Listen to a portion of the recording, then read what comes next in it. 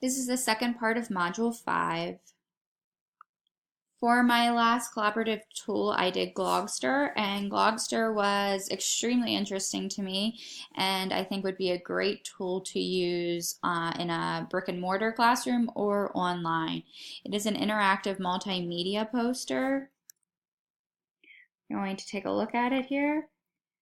So the website, as you see, is edu.glogster.com, but if you just type in glogster.com, it'll get you to the website. Like I said, it's an interactive multimedia poster, and I'm just going to share this quick little video with you. Gives you an overview of what's Glogster happening. is your multimedia poster. Simply choose from photos or videos you have on your device, and then select the template of your choice, and the app will automatically create your poster. Whether you're sharing memories with your family, working on a school project, or trying to boost your business, creating posters has never been easier. You can even fine-tune your posters on a computer because Glogster works across all your devices, including tablets, smartphones, and of course the web. Express yourself with Glogster. Hurry up! So as far as pricing goes, I did not do the free trial because I would like to save that and use it in my classroom. But you can see they break it down as in a personal, elementary, secondary, and then for the whole faculty. So a lot of different pricing options. Seems pretty reasonable, only $40 for the year, and that would cover my entire classroom, and I would get all of the benefits with it.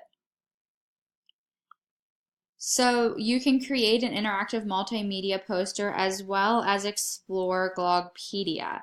So Glogpedia is a bunch of the interactive posters that have been created, and it's broken down into sections as to what you would like to search. Again, I teach fourth grade, so the elementary school tab sticks out to me, and then from there I have several options of glogs that I could explore. There's children's books. And then within children's books, they give you a variety of glogs that have been created by other people.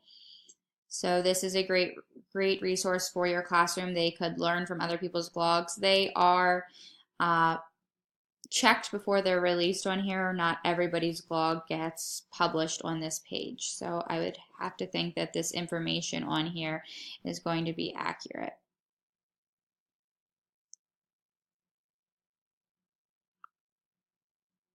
And then for creating a Glogster, they already have some templates for you, which I thought was really cool. And you can see you could use it for digital storytelling. What's really great about this is it includes so many different things. You can include videos, images, text. So they have the digital storytelling template as well as a report. So you can do reports on this as well. And then they also have a presentation one. Again, all of them allow you to include different multimedia things, videos, photos, graphs, text. And then even a sports report.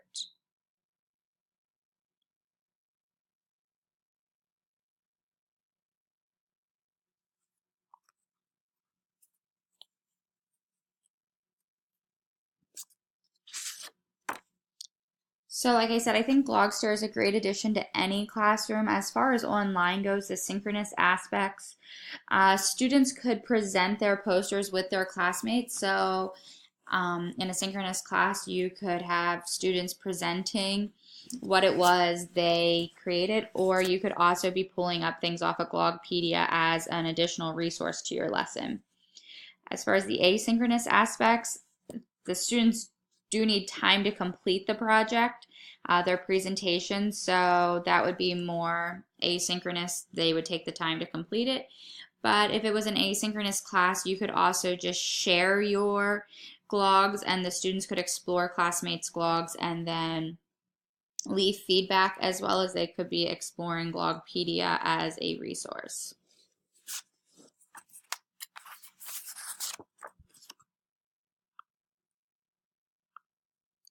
The collaborative outcomes I felt that Glogster used were shared resources, the use of Blogpedia, as well as you could use the Glogster as an icebreaker.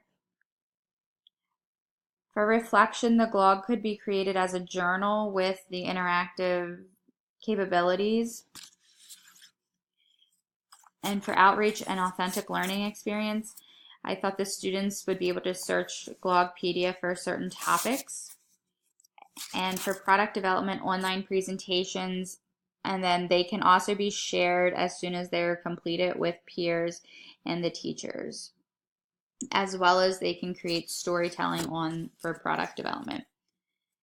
And demonstrate mastery. Students could demonstrate their mastery of a certain topic by creating a presentation through Glogster. And our reading for this week also mentioned Glogster under demonstrating mastery. As far as the social presence, Glogster lends itself to almost all elements of the model. The affective association, in the beginning, I think it'd be a cool way to get the kids familiar with Glogster would be to create a glog about themselves, to introduce themselves to the class. And as far as community cohesion, students will feel more connected after viewing each other's glogs. And interaction intensity, students present their glogs to one another, and then you can give feedback to each other, not just about their personal glog, but as the year would go on with doing glogsters for academic purposes. And instructor involvement is really cool for Glogster because as a teacher, you can have access to all of your class glogs, so you'll see what the students are creating and able to view and give them input as they're going. For my cause and effect unit, I thought this was a great alternative to this cause and effect story they were creating. They would be able to create a digital story using a Glogster, the multimedia poster. I thought that would be a cool way of sharing their story, as well as they could use Blogpedia to find cause and effect lessons or even cause and effect stories to listen to. So I hope everybody goes and checks out Glogster, because out of the 2 tools I reviewed this week, Glogster was definitely my favorite. Thanks.